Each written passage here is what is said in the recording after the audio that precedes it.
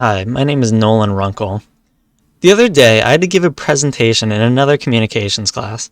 I would be lying if I said that I was super prepared to present in front of about 20 other students. I was pretty nervous, but I tried my hardest to use the skills that I learned in this class.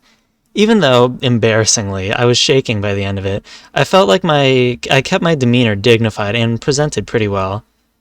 The main takeaways from this class that I used when I conducted my presentation and that I will always use in the future were to maintain a confident body language. While keeping my body poised, I made sure to not stay so rigid and to move around. Another helpful takeaway I used was in the planning of my presentation. That is, to plan ahead, but to not obsess over the tiny details because I can't control everything. First, I'm going to talk about maintaining my body language. Whenever you watch a TED Talk, is it interesting if the presenter is slouched over, stammering over the words, never making eye contact, constantly stopping to say, no. Another sort of tie into body language is motion. It was always really awkward when the presenter was a brick wall with a stick up their butt. Motion naturally draws the eyes, and I noticed this a few times whenever I would watch speakers. I also noticed that whenever I spoke, I would shake and jitter a lot, and moving around helped get those nerves out. Whenever I watch other people present in this class, the thing that I feel was the most engaging was the person's confidence when they were speaking, and the key to that is good body language, since most communication is nonverbal. I noticed that whenever I spoke, I would get nervous and tremble, and moving around really helped to get those nerves out. I had to force myself to move around whenever I was talking, and to use my hands whenever I'm talking. Like I said before, according to our textbook, about 70% of communication is nonverbal. Maintaining good body language with back straight, eye contact, and a pleasant disposition is literally more than half the battle. The reason keeping in motion is important to me is partly because of my dad. Because of his job, he has to do a lot of presentations. So in regular conversation, he uses his hands as if he's trying to convince us of a proposition.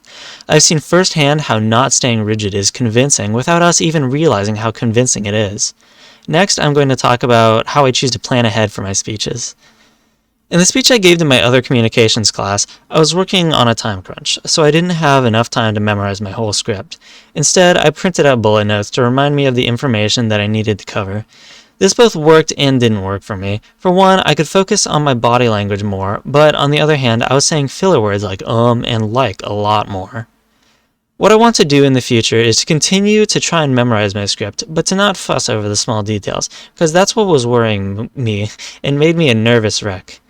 When I was working with only bullet notes, I had a very hard time remembering the specific data. When I had my script memorized, I would use all my brain power to try and remember what I'm supposed to say. I'm still working to find a balance between the two, but I feel like doing a combination of the two is going to be more effective in the future.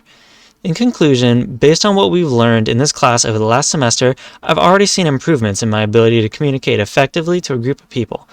Obviously, presenting to a Zoom call is very different to a crowd of people, but the fundamental principles are all still there. In order to effectively communicate, I need to plan ahead, but not obsess over small details, maintaining good body language while staying in motion during my speech. Thank you all so much, and please try not to forget all these lessons by the end of the summer. Thank you.